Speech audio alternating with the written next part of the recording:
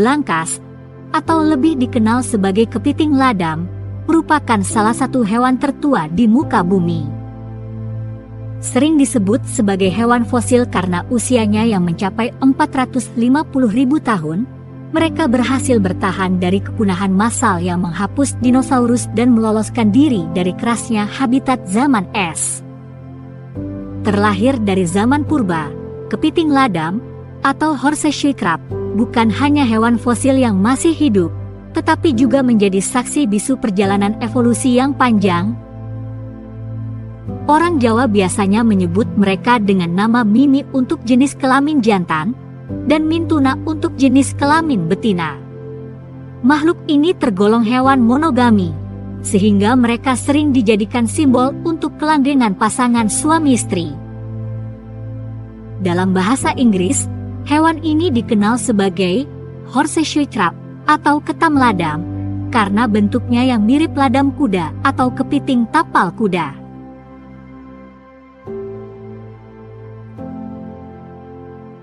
Belangkas merupakan hewan nokturnal yang aktif pada malam hari, terutama saat bulan purnama.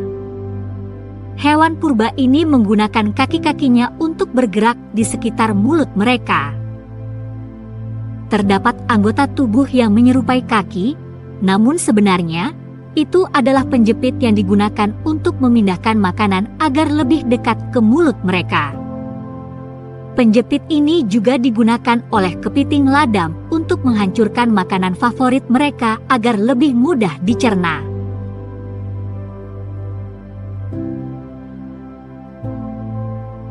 Belangkas menjadi komoditas yang sangat mahal, karena darah birunya digunakan untuk menguji berbagai vaksin, termasuk virus corona dan varian Omicron.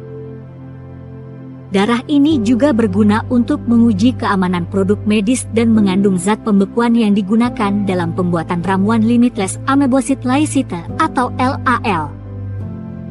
Sejak penemuan LAL pada tahun 1970, darah belangkas digunakan dalam industri medis di Amerika Serikat, Tiongkok, dan Jepang. Sekitar 600.000 kepiting ladam ditangkap setiap tahun, dengan 30% darah mereka dikuras untuk diolah menjadi LAL, dijual seharga $60.000 atau sekitar 900 juta rupiah per liter.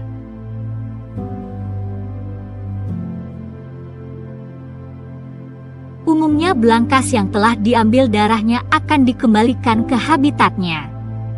Namun tentu saja kepiting-kepiting ini mengalami nasib yang mengenaskan, sebab mereka sudah tidak bisa hidup sehat seperti sebelumnya. Meskipun darah mereka bernilai tinggi, kepiting ladam menghadapi risiko kepunahan akibat degradasi habitat, reklamasi, pencemaran, perubahan kondisi air, dan perburuan komersial. Meski dapat bertahan dari kepunahan massal, mereka kesulitan menghadapi ancaman brutal manusia.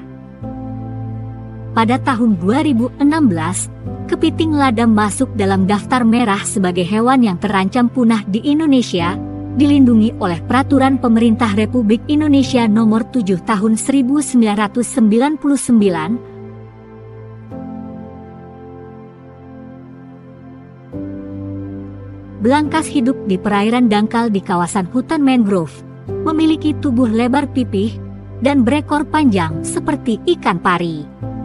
Meskipun sering dianggap berbahaya, mereka sebenarnya tidak termasuk hewan berbahaya. Anggapan ini dikarenakan melihat bentuk tubuhnya yang menyeramkan.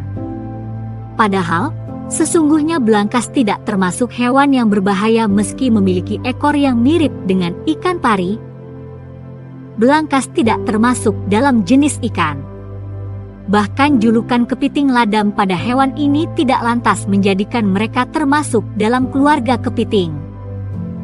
Belangkas tidak memiliki antena yang dengan demikian mereka tidak termasuk krustasea, alias keluarga kepiting atau keluarga udang. Kepiting ladam justru termasuk dalam golongan arachnida. Meskipun hidup di laut, mereka masih berkerabat dekat dengan hewan arachnida lain, seperti laba-laba atau kalajengking.